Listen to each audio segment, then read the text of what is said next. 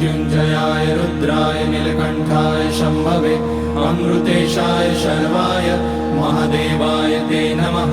नमस्तेऽस्तु भगवन् विश्वेश्वराय महादेवाय त्र्यम्बकाय त्रिपुरान्तकाय त्रिकाग्निकालाय कालाग्निरुद्राय नीलकण्ठाय मृत्युञ्जयाय सर्वेश्वराय सदाशिवाय श्रीमान् महादेवाय नमः।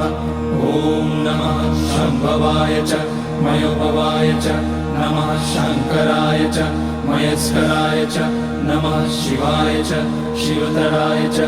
ॐ त्र्यम्बकं यजामहे सुगन्धिं पुष्टिवर्धनम् उर्वारुकमिव बन्धनान् मृत्योर्मुक्ष्यमामृतात्।